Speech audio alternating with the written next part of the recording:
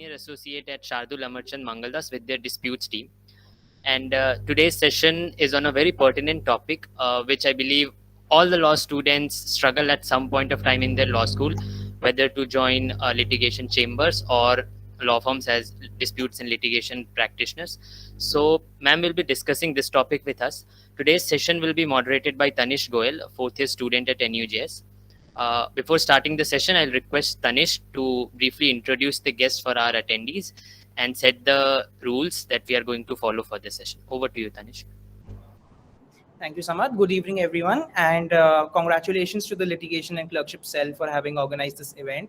It is indeed my privilege today to introduce to you Ms. Surbhi Lal.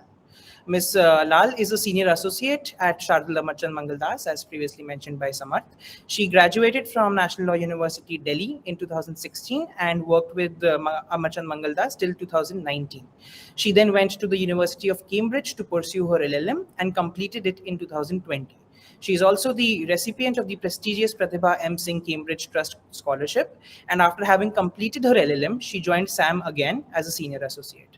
Ms. Surbhi Lal takes keen interest in academic writing and has published many articles in reputed blogs and journals on issues of contemporary relevance. She will join us today for a discussion on the theme disputes and litigation practice in a corporate law firm vis-a-vis independent chambers.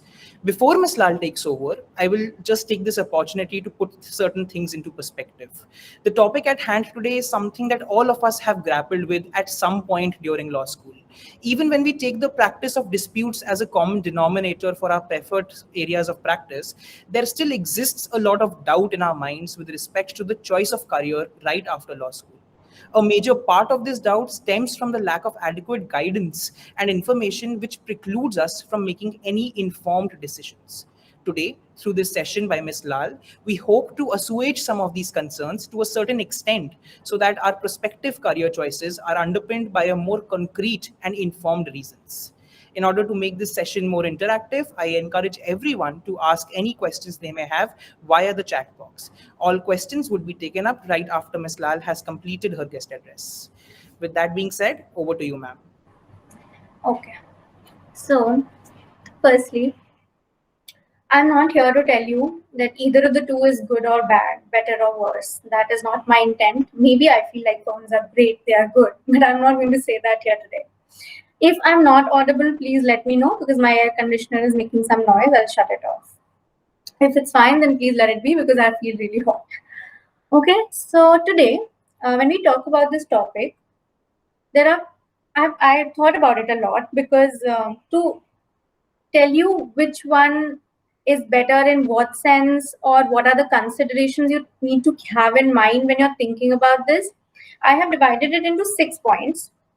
The 6 points being drafting. We'll look at these two professions from that perspective. Second, the diversity of matters. Third, the diversity of forums. Fourth, the infrastructural support. Fifth, the clientele. And sixth, time and money. Time and money should maybe come up, but it's fine even if I'm dealing with it at the end. Okay, so first let's talk about drafting. Now, I will tell you, I'm not that much into the profession. It's just been like 4.5, 5 years. So I can say that, when I was in law school, it's not that ago. I had this perception that that there's a clear division between a dispute resolution team in a firm and an independent practitioner or an independent counsel working with a senior counsel. And that distinction in my head used to be that, firms draft. And then basically the difficult job is given to the independent person to, speak, argue, orate. But I must tell you that that is not the case. Many of my friends are even litigating. So whatever I speak today, it is from a very, very joint experience that I'm trying to share. Even if you look at it from a drafting perspective, firm offers you a lot to draft. I mean, they, especially if you talk about dispute resolution these days, it is much more linked with arbitration, your 34s and 48s and all the 9s, 11s, 17s.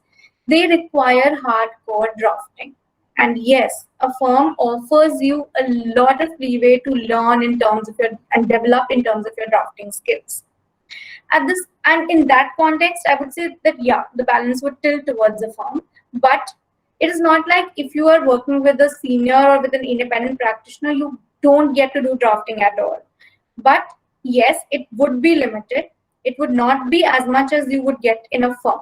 So when you're looking at it from the perspective of drafting or how I can file an SLP quickly or a writ petition quickly, I think to get that experience of drafting firsthand in a firm, and as in my experience has been that from the day one, I was made an E0 and I was drafting petitions and statement of claims and defense and rejoinders. So when you're looking at it from the perspective of drafting, keep a few things in mind. It doesn't depend upon a particular notion that if it's a firm, you'll get to draft more. If it's an independent counsel, you will not get to draft. It is a very, very wrong notion to have, in my opinion. It totally depends on the team you are working with in any firm. The kind of culture they have adopted, the kind of people are there in that team, how the team functions, whether they believe in drafting like exhaustive drafts, or you have people who can guide you to draft crisply and in a manner that is used in international arbitrations, that is used before US courts. It depends a lot what your drafting style will be, what type of drafting you'll be doing, and the amount of it you'll be doing totally depends upon the team. It doesn't depend upon whether it's a firm or whether it's an independent counsel. Because if you are even going for a career as an independent counsel, initially you will have to, and I mean, that's what I think. If I were to go, initially I would be like, give me anything and everything that I'm getting so that I can develop my practice. So actually the drafting would be a huge chunk of your profession, even if it were just to be with an independent counsel. It gets significantly reduced if you're working with a senior. Then, because you have to divert your time to matters with the senior, who generally only accepts briefing, as opposed to you, who as an independent counsel you would be doing both. So when you're working with a senior, yes, I do agree that drafting does get reduced to quite a minimal level, because then generally focus is on argumentation. Next, I'll come to diversity of matters. If you look at diversity of matters, then again my perception was, and it still remains, that whenever you think of a firm, it is like, firm, okay, what team? Is it the DR team, insurance team, corp team, or projects team? What team? And you think about it from not only from that perspective, but you think that it is going to limit your learning experience. I think it is a very decent assumption to make that if I go into a particular team, my learning will be reduced. And do I want to do that in the initial years of my career? Now, firstly, I would say it totally depends upon the person. For example, if it is someone like me who had in the 4th year a very clear idea that bhai, banking मेरे बस की बात नहीं है, insurance नहीं है भाई, मुझे तो disputes ही चाहिए या मुझे competition ही चाहिए. That helps you decide in between like an independent practice, senior counsel, and a disputes, because then you know that if I'm in a firm and if I get through the IP team or the lit team or the insurance or the tax, then you get to know that, okay, I am interested in this and I'll be doing this. If you're clear in your head, well and great. But if you're not, then in India also now the tier 1, tier 2 firms have this culture which has been adopted from the Magic Circle firms, which is your rotation period, where you get to do basically 4 rotations, 6 months each in different departments. You can choose your departments.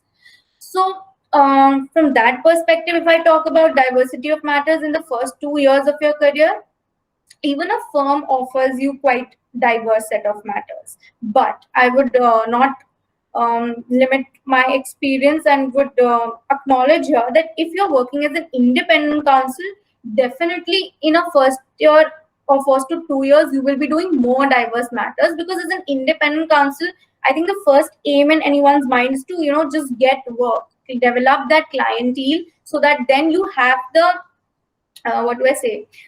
privilege to decide, no, I've done like quite a lot of matters, all these clientele of mine is satisfied, and now I am in a position that I can, streamline my job. Then no, that I'm not going to do tax. Okay, give me this. I have done tax, I've been there, done that, and now I'm going to streamline.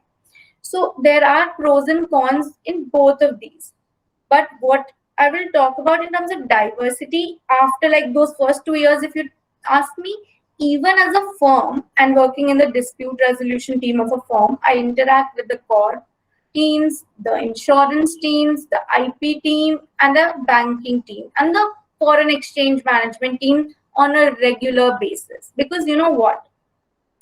Even if you are doing a CPC or a criminal matter or like an arbitration, you have to understand that the substantive law remains the same. I mean, if the issue is about non-payment of a particular tax, or if I'm transmitting money outside, how do I have to go about it? You are, in a way, you'll have to deal with FEMA, you'll have to deal with direct and indirect tax, you'll have to talk to the court person and figure out what actually is happening in the matter. So I would not say that the initial notion that I also had, that if you go by one particular team in one department, then you get to limit yourself to that. No, 4.5, 5 years, and I'm very, very happy about this fact that I am not doing just like a tutored thing that bus arbitration aa jata hai and we start doing it. It's the same thing, contract acts. No, it's not that. Trust me. Sometimes there are different types of arbitrations and litigation. Like it might involve your intellectual property issues, and still it might be arbitration litigation. So that thinking of a disputes team in a firm limiting you in that way, I don't generally agree to it, but I acknowledge that that is a general notion, that if you are in a firm, then your diversity of matters is decreased, as opposed to if you're working with a senior counsel or a independent counsel. The one point to keep in mind is that nowadays there are generally many seniors who also streamline their practice, that I only do major tax disputes. So if you're actually looking at, again, so what my point is that don't go by firm or independent counsel and have a clear, they're not watertight compartments. You should always look at the person you're going to work with, the specific team you're going to work with, and the work that particular team does. That can be anywhere. It can be in a firm, it can be an independent office that you want to set up, or it can even be with a senior counsel. So do not have these preconceived notions about that a particular firm is structured in a particular way, so you do not get to experience this or that. Trust me, I had that notion. I will not lie. I had that notion. But in the immediate 6 to 8 months, it changed completely. But it also depends from, sometimes people think that, oh, you are lucky you got a particular team which does this or which does that. I agree. It might not be the case with all teams. But then that is the point where your judgment comes in, and you need to research about what team you're applying to, what set of people you'll be working with, and what type of matters good. Okay, so this was about the diversity of matters. Now I'll talk about diversity of forums. See, a firm would compensate for the matters that I do, because I'm talking with different people. I'm talking, like, because the substantive thing is not just limited to one particular law. But I agree that if it comes to diversity of forums, that might not be very well catered to in a firm, because there are different departments. You can't deny the fact that if it is NCLT, then obviously the insolvency team would take it up. If it is basically the environment tribunal, that then will be environment people who would be going for it. So if your aim is that, no, in my first 2 years, mujhe to karna hi hai, this district court, I have to do NCLT also, I have to do environment tribunal also, I have to do electricity tribunal also, I have to do tri matters also, then yes, then your choice should be an independent or a senior counsel. If you're not decide on that from that forum perspective, yes, because even though in a firm, in a dispute resolution team, I might be doing matters involving environmental law and making my arguments and arguing before court or using IP but when it comes to essentially going and representing an NGT, I would prefer that the environment team people go. So that is the thing, and there's a difference about diversity of matters and diversity of forums when you think of it from that perspective. So it depends on what you want, whether you want, no, I'm happy with doing, High Court, Supreme Court litigation and international arbitration tribunals, I'm fine with it. Or no, I should have an experience of T. Hazari also, NGT also, NCLT also, then that's a different thing. And that's for you to take the call. Next, infrastructural support. This plays like a key role in, in deciding that where people are not that experienced, in the sense, if you get fresh out of law school and you do not have a lot of experience working with independent counsels working with senior advocates, you need to the time that it takes for you to have a backing of this infrastructural support, a group of staff, everything. Because it is quite impossible for a person to manage all that in the first year, unless, and I'm not saying it's like impossible, unless you have like sufficient experience in that area, unless you've like, maybe for people who have seen it in their house, if their parents have been lawyers, if they have like that infrastructural support, that also gives you a backing in the sense, choosing one career over the other. But if you talk about it from a very plain perspective, yes, a firm offers brilliant infrastructural support, and it's not just one firm, it's all firms. They have a very, very different kind of working, the kind of clerks you are assigned. It is very different from how you manage your independent matters. The clerks for particular courts, different courts for different clerks, the kind of cause list checking that happens, and how, so that is a very different thing. The billings, invoicing, accounts, finance, admin, all these things, the infrastructural support that is required from your office and a brilliant IT team, access to all possible things in this world through a perfect library. Yes, they are considerations that now I would not have had them 5 years back when I was deciding between the career, but it really is important right now to have that infrastructure. So when I started working with these support activities, I realized how important and how quick sometimes they make my tasks. So yes, that is but it's insignificant thing. If you're in your like 4th, 5th year and thinking about a career, you would not think about it in that sense. But yes, over the years, they do help a lot. Having like a perfect secretary is a dream come true, I can tell you that. Okay, now let's talk about developing your network and clientele.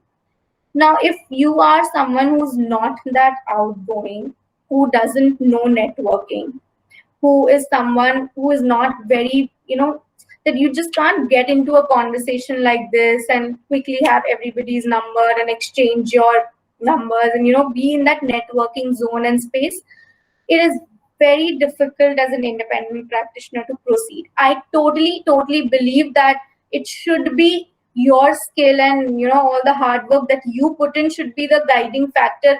But the clients don't see it like that, and it's the reality. The clients look at how confident you are, how many matters you've done, how many big clients you have, and I think it's quite justified. If someone is paying you, they are justified in, looking at what all things you have to offer to them.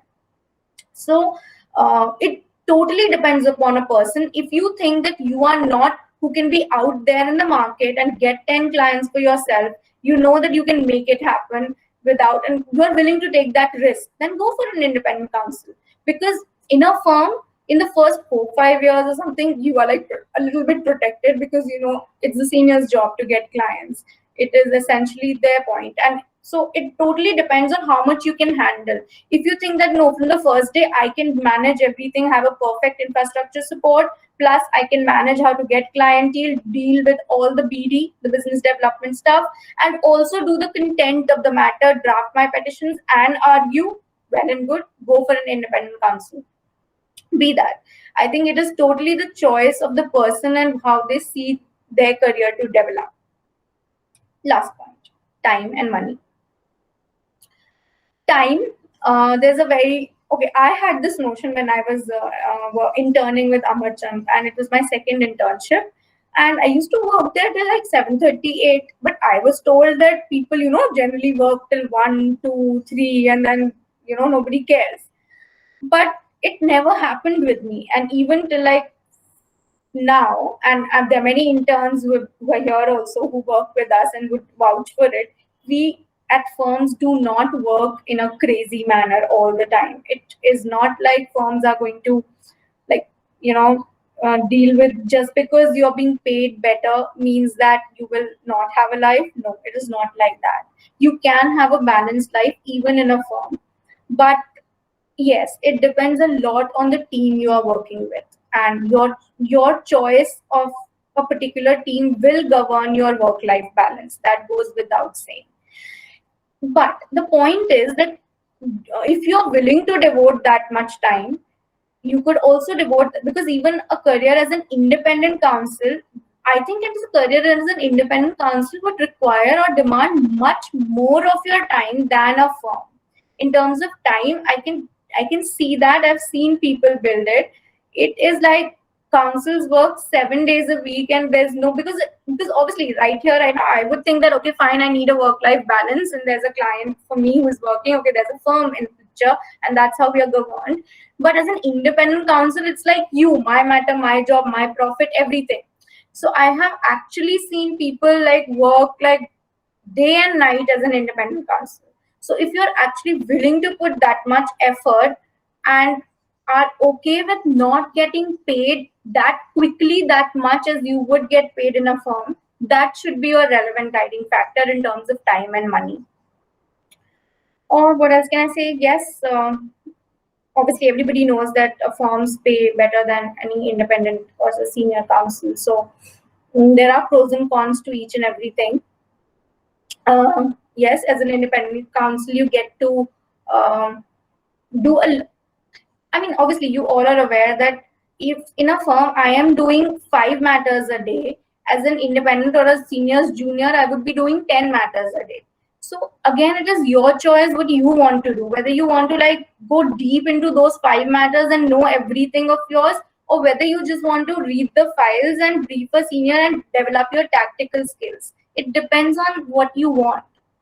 So those were the 6 points that I could think of with this particular topic in my mind. Now shoot with your questions.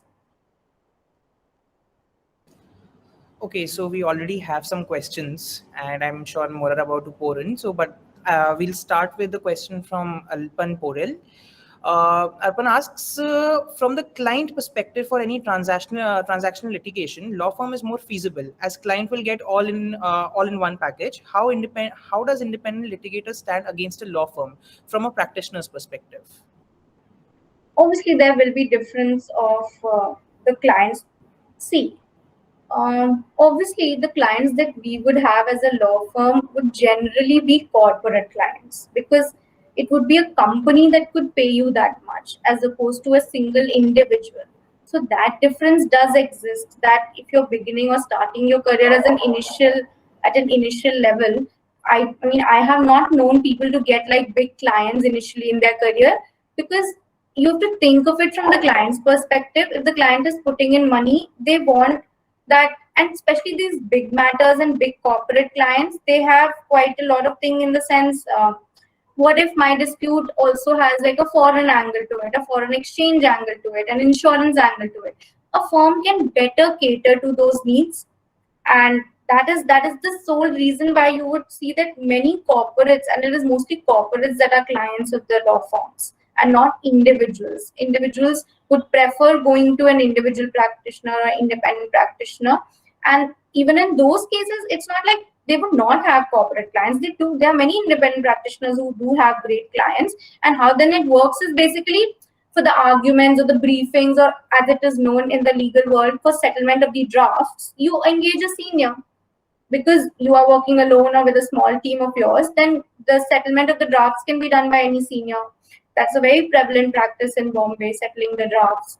So yeah, if you look at it from a client's perspective, I would choose a firm because it offers more comfort to me in the sense of more teams, quicker admin process. That is one of the reasons I think why firms prefer corporates prefer firms over independent practitioners. But I don't think you should generalize. I know many independent practitioners who have like big corporates as their clients, though not in the initial 1 or 2 years. But yes, they develop it, and that's how they work. Then with senior counsel, settling drafts, getting them for arguments, and that's how it works. Okay, so I'll take Samad's question after this because I have a question which is just related to what you just said. So given how courts generally work on face value, how often does a disputes team lawyer actually get to argue in court? So this might be a case where the client would not prefer engaging a senior counsel. So Yes. how often does that happen? With us, it happens quite often. We've been arguing our matters, but I am telling you, all of this is totally related to the team you work for. It depends on how the team structure is, how the team functions, what are the beliefs of the team. And what does the client expect out of you? If the client is fine, we argue, and I can assure you, we've recently argued a lot of matters, like a lot, and not only Indian courts or tribunals. We've argued before international tribunals seated in Singapore, seated in London. We do that quite a regular basis. So I would totally admit that even I had such preconceived notions that you are just there and not supposed to speak, but no, you get to speak. Trust me. Okay, so coming to Samad's question after this, so you talked about how even as A0s, you get to draft, and that requires prior understanding of the basics of drafting. However, usually during internships and primarily during online internships, we have been mostly getting research work and preparing summaries, list of dates and issues, among other things. So how should one prepare themselves with the basic skills required? Okay, how should one prepare? You should come to internship in my team because I give you drafting the SOC also. I don't care because I have so much work, and so I will give you drafting of an SOC. I can give you 2 draft SOCs right now. But okay, how you should prepare? I think you guys should look for good seminar classes. At NLU Delhi, I used to take a seminar class which was focused on drafting. What we used to do was that I used to give them it was not a teaching session or like I'm sitting there and talking to you about, CPC mein ye provisions and this is that. No. What we used to do is that we used to have 5 assignments. All were fact-based. I used to give the fact sheet, and then it was called the life cycle of an arbitration. I took that course for 2 years, I think, at NLU Delhi, like different semesters. It was life cycle of an arbitration. And I'm not vouching that my course was very good or anything. I'm just telling you that you should look for a similar course setup or have such a similar thing in your seminars and things like that. So in that life cycle of an arbitration, what we did was we started from settlement notices, because in an arbitration, generally it's a multi-tier dispute resolution clause. So first step is generally settlement. So we started from settlement, and then I used to give them facts. And then the class used to draft me that settlement notice. And then, okay, fine. Then we modify the facts that the settlement has failed. So now you have to issue a notice invoking arbitration. So now draft a notice invoking arbitration on the same set of facts. So we used to take it through the entire life of an arbitration till the drafting. Either of the class would draft the SOC and the rest half would draft the SOD, and then we would have cross-examination, and then we would have the final award writing. So I would suggest that, and this idea is nothing unique. Me in my seminars have also taken, people have been there who have taken such type of courses. I think if you guys approach people with a more practical bent of mind, I think that will be really great and will help you own your drafting skills. I totally understand that in this online internship is very difficult because, sometimes the limitations that we face is like the documents are so bulky that, I would rather read it much more quickly than the amount of time that I would take to download it and get it sent to an intern or put it in his or her system. So that is also creating a lot of hurdles these days. Hopefully we'll get over soon. But one solution can be that you guys look after and look for people who can have practical skill-based courses. Those will be like small seminar courses can be there, or workshops can be there. You guys should look for that for sure. Okay, so our next question is from Nimesh, and he asks, is it viable to shift from a firm job to independent practice at some point in one's career? And how should one go about making that transition? Yeah, obviously, there are so many people from Amarchand only who I know who have made the transition. The transition depends on when you're comfortable in life, when you feel like you can make the shift. It could be at any stage. It totally depends on your personal circumstances when you can make the shift. There are many people who would write the advocate and record examination, and once they're cleared and they know that they have this backing with them that, now I am an AOR, I can manage, maybe then they would move out. But as opposed to them, I also know people who have worked for 3-4 years and they are like, now I know drafting, now I've been able to handle 5 matters a day. So for sure, now I can step out in the world and do like 20 matters a day. I'm now in that zone. So many people move out after 3-4 years. So please don't have like any prejudged notion about anything being correct or wrong. It's not like that. It totally depends. And if anyone has ever a doubt about like these sort of things, I can connect you to people, like actual people who have done this 4 years out of firm, 10 years out of firm. There's so many people like that. So yeah. it totally depends on your personal choices when you would feel comfortable and when you can move on. Okay, so we just talking of preconceived notions. There was one which I had, that is it usually tough for you to move from, relatively tougher for you to move from corporate to independent practice than it is for you to move from independent practice to corporate? Is that What is tougher, you are asking me? I don't know. I mean, I think it would be, but there are so many people from independent practice moving to firms.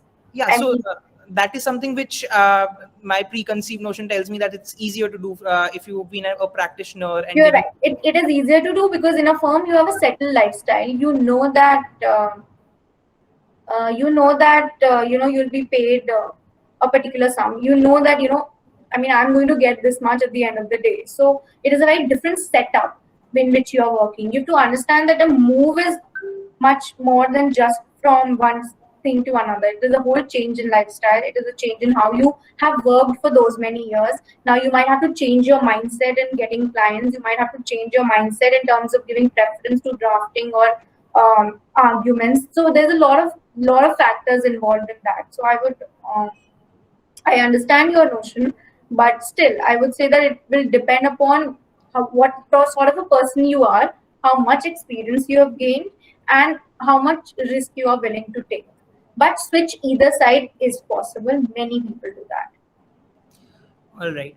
So our next question is, okay, a little different from the discussion, but I think you would love to take this. That how has your LLM helped you in your work life of the law firm?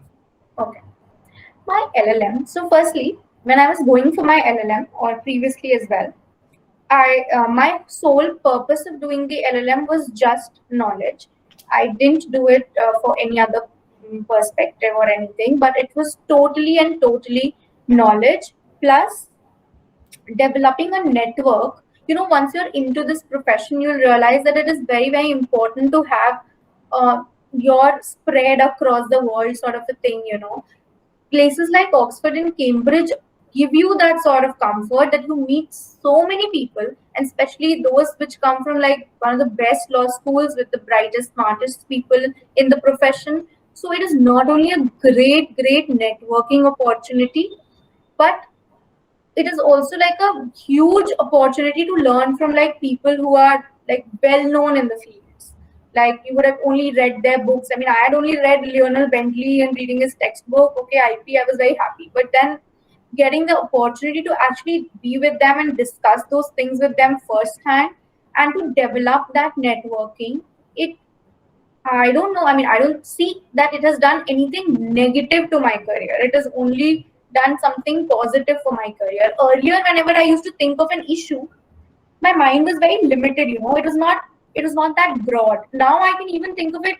Okay, it's not just this. You're looking outside of the system, whether this is related to this or not. How would it impact like a third thing which is here? That is what has happened. That analytical skill which I gained in that 1 year is like amazing. I never used to think like this, and now I think like, oh my god, I was so dumb. I couldn't come up with this argument at that point in time.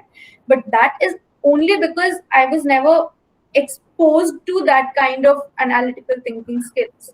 So that way, it has really helped me. But if you ask me from the perspective of a job, I never applied for my LLM from the perspective of a job because I always wanted to come back, and my intention is to litigate in Delhi. So still, I would say my LLM helped me gain a broader perspective of things which I was not able to do earlier. What else? I met a lot of people. I traveled a lot, and yeah, I think that's what I would want to say about this. Yeah. All right. So there's another But question. yeah, there's one point which you should keep in mind. If you're going for an LLM, I mean, I am one of those people. If you are not getting not full scholarship, maybe if you're not getting a scholarship, then you should really weigh in your considerations. Why you are looking for that LLM, and is it worth spending 70 lakhs or 1 crore in US or 50 lakhs in UK? You should actually weigh in that whether it is that much relevant or not to your future plans. That is a very, very relevant consideration, which I also had. I don't think I would have gone if I had not gotten the scholarship. So I'll be very frank about it. So yeah, that should be a major consideration in your decision. Other than the fact that yes, it does offer a lot of things, it is a huge dent on your financials. So keep that in mind.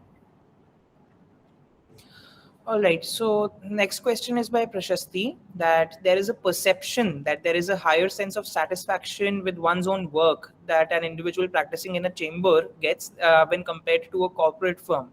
Can you please share your views on the same? I am very satisfied with the kind of work I do. I mean, honestly, and I can actually, whatever you guys are saying, I hear myself saying all those things 5 years back. Yeah, I mean, how would I be satisfied in the firm? I feel like I've not utilized my brain enough. Oh my God, what have I done to myself? Have I done something wrong? But no, it's not that. I am superbly satisfied with what I do. I get to draft, I get to prepare cross, I get to work on arguments. I sometimes get to argue small matters.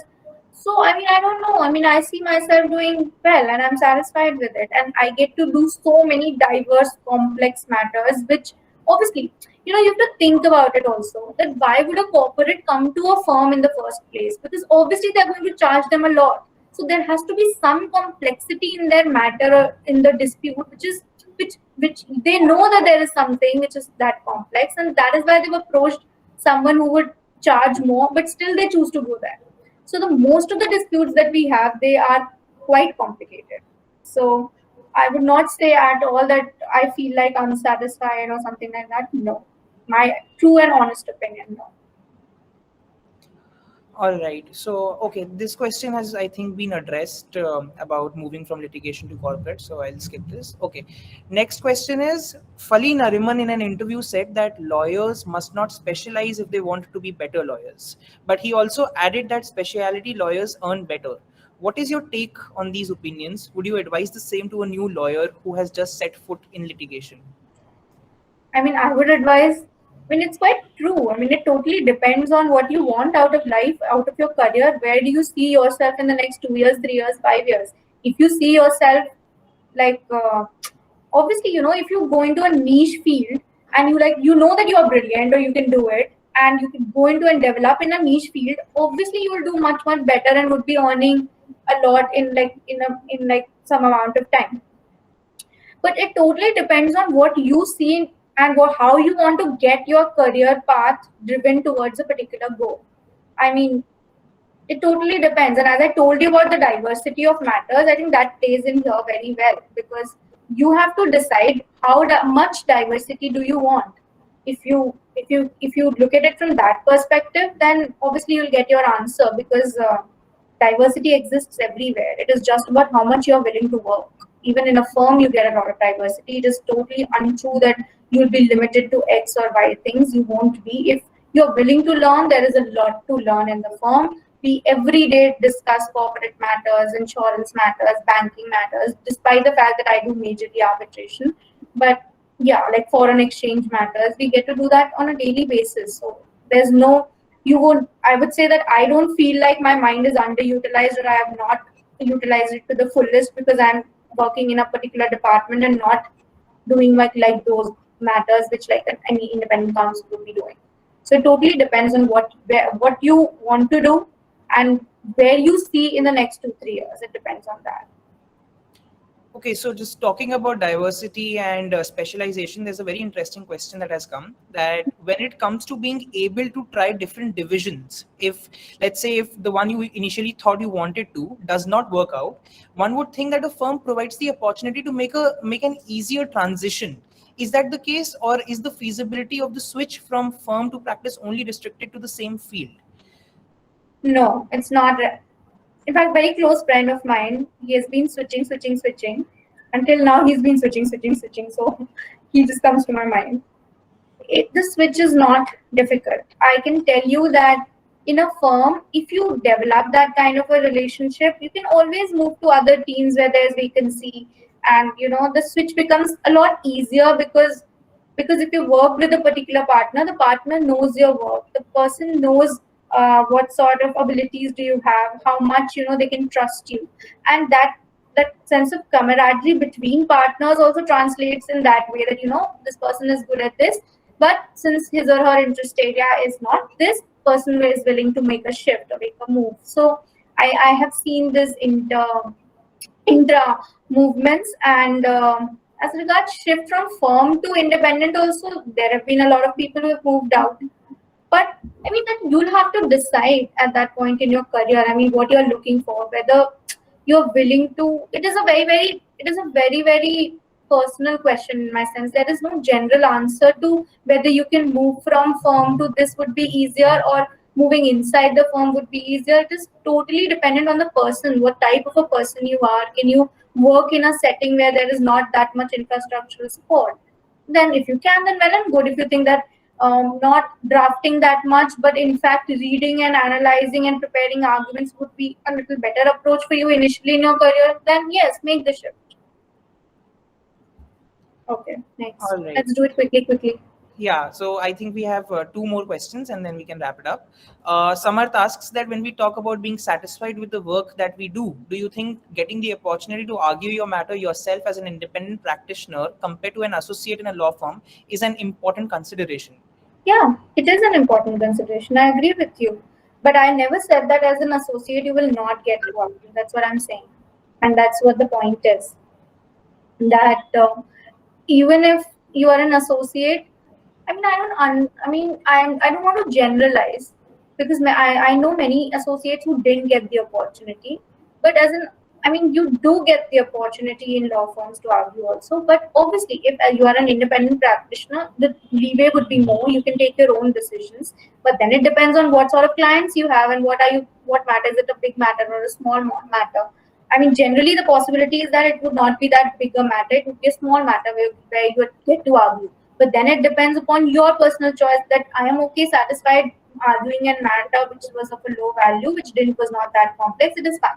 So it totally depends on how you see your particular capabilities. If you think you are a better orator and you'd be more satisfied doing that, then yes, then it makes sense to go for an independent counsel practice, basically. All right. And then this question by Manan that what can be the contribution of a firm practice in bringing a social or economic change in the grassroots levels of the society? You should ask the HR that question, honestly. But it's not like that a firm doesn't do anything. I don't know why you have that conception, because it's actually not that. We do pro bono matters. But it's all about perceptions, and I would not want to generalize it but firms do not believe in going to the grassroots levels. I mean, you will only get to know that once you're there, once you've worked with them, and once you've seen what all things they've been dealing with or discussing, and how we deal with such grassroots level things. I mean, every firm has a way of dealing with it. I'm sure that it is not something that is unaddressed in a firm life, or it is something that is better addressed in a counsel practice. I think either of the things don't make sense to me. It totally depends upon which counsel it is, and it totally depends upon which firm it is and what they believe in. So, yeah. All right, I think Samarth has a question. Tell me, Samarth. So there is a general notion when we talk to our seniors. So they say that if you're interested in disputes and litigation, in firms, they prefer lateral hiring. So A0s are not preferred in disputes and litigation practice because they want someone who have experience in the field, who has worked in that. So this is one. And second is, do you think being AOR or getting registered in Bar Council so that you can argue a matter before Supreme Court will allow a higher growth trajectory basically when you join a law firm? But if you're in a law firm, then your AOR, I mean, that's what I see it as. I don't know how beneficial it would be, because then there will be like a partner who's an AOR or someone who's an AOR whose name would go into that. So if I think you are in a firm and you are an AOR, I don't think you will get to register cases in your own name. I mean, I think for doing that, you'll have to move out. Not register. So if I am an AOR, so in terms of my growth, like someone who is not why should you not? I mean, I am a person who believes like मुझे जितनी degree मिल सके, मुझे जितना जो भी मिल सके, मैं सब कुछ ही ले लूं कर दूं. Obviously, the firms support those things. Why would they not? They would love for their associates to have qualified all sorts of examinations. Yes, I would definitely say that firms do support. And the as lateral for your hiring. first question, I am an A0. I have never interned at any other firm. I interned at Amarchand first time, I interned at Amarchand second time, and then I got a pre-placement offer, and then I've been working in the litigation team for the past 4.5 years. So I was hired as an A0, and there are many people every year who are hired as an A0. But when you talk about lateral shift, now it totally depends what is the vacancy for in the team. Obviously, if the vacancy is at an A1 level or an A2 level, I am not going to get someone, who has never done this litigation in I mean, I would prefer someone then who has done a year or two as a practitioner, independent or counsel, and then get them at A1, A2.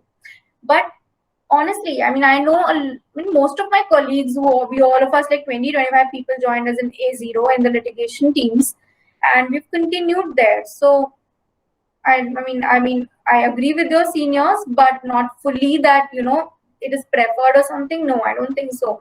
It is not something like that. Okay, tell me. All right. I think that's it from the questions. So thank you so much, ma'am, for this session. I think a lot of us had a lot of doubts, and we were very candid in asking you those. So I thank you am for that. You can tell me anything, any doubt. You can give them my Gmail ID. Okay, give them my Gmail ID, not my office ID, please. Right. If you have any questions, you can reach me there. If I you just- need any help with your LLMs, you can reach me there.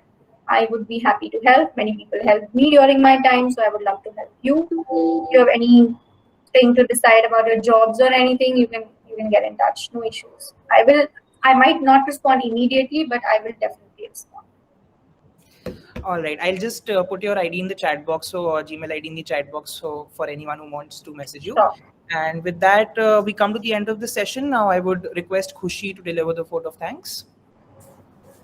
Oh my God, you guys are so organized, yeah. I'm going to go back to my college and tell them all this. Okay, Khushi, go on. Okay, very good evening to all. Indeed, it was a very insightful session.